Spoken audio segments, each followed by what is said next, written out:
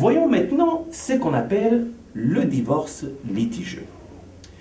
Il y a divorce litigieux si vous ne pouvez mettre d'accord sur un problème survenant suite à la rupture de votre mariage. Dans ce cas, il faudra vous rendre à la cour pour trancher. Comment cela se passe-t-il? Vous devez, en compagnie de votre avocat, préparer un document présentant votre réclamation et fournir des informations pertinentes appuyant la validité de celle-ci. Ces documents est appelé demande de divorce ou requête en divorce. Après, ce document est acheminé à la cour qui lui assigne un numéro de dossier. Celui qui s'appelle, ce document, ce numéro de dossier s'appelle délivrance de votre demande ou requête de divorce. C'est tout et le divorce est ainsi prononcé, maître? Pas du tout, monsieur. On est encore loin de la procédure. Il faut ensuite envoyer votre demande ou requête en divorce à votre conjointe. Ce document s'appelle la signification. À la réception de ce document par votre conjointe ou votre conjoint, il a 30 jours pour pouvoir y répondre. Et s'il ne répond pas? Si votre conjoint ou conjointe ne répond pas à votre application de divorce, vous avez le droit de poursuivre la procédure sans plus d'autre avis. Cependant, la réponse est normalement déposée et vous aurez droit de réplique à tout ce que votre conjointe ou conjointe pourrait dire. Après cela, il y a une première comparution et un greffier du tribunal fera révision de ce qui a été déposé au tribunal afin de s'assurer que tout est en ordre. Après, une conférence des cas sera programmée. Une conférence de cas, en quoi consiste-t-il, maître? Donc, une conférence de cas est relativement informelle.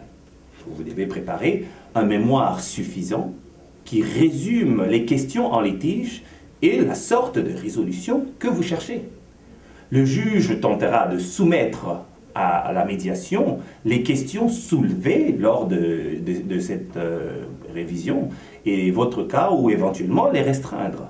On va essayer tous les moyens qui permettent de résoudre le différend. Il y aura alors une ordonnance temporaire du tribunal avant la fin de votre cause.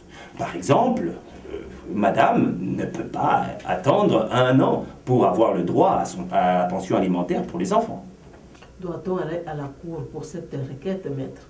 C'est une comparution formelle à la cour. Le juge écoutera les arguments judiciaires, celui de votre mari, et puis prendra une décision sur la question.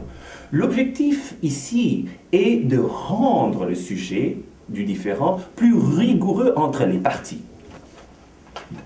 Non seulement cela, mais de mettre à l'épreuve la force de la cause de l'autre partie.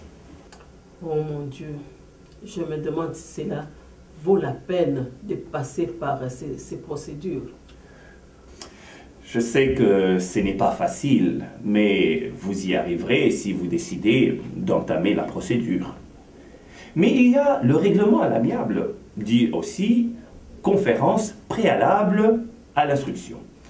Comme son nom l'indique, cette conférence est conçue pour encourager les règlements de la cause. Celle-ci est habituellement une tentative d'éviter la perte de temps et de dépenses lors d'un procès. Est-ce qu'on a la possibilité de faire venir les témoins au procès de celui-ci? Oui, vous avez aussi à votre disposition la police. Il y aura des témoins qui vont témoigner devant le juge. La preuve documentaire est présentée aussi. Et finalement, chaque partie arrive à la conclusion finale. Le juge décide sur toute la matière en litige dans votre divorce. Je pense avoir couvert le divorce litigieux. Est-ce que vous avez d'autres questions sur lesquelles vous aimeriez avoir des précisions? Je ne sais pas si Mathie a d'autres questions, mais de mon côté, tout à fait, tout est clair, mais ça représente aussi plein d'informations pour moi et je n'arrive plus. Moi aussi, je n'ai pas d'autres questions, comme l'a dit Mamadou. C'est trop d'informations en même temps.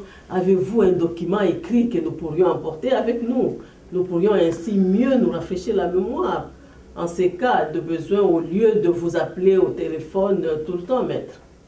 Il n'y a pas de problème. Je vais demander à ma secrétaire de vous préparer une documentation dans ce sens-là. Mais si vous avez de questions, alors n'hésitez surtout pas de m'appeler. Je me ferai vraiment un plaisir de pouvoir vous assister.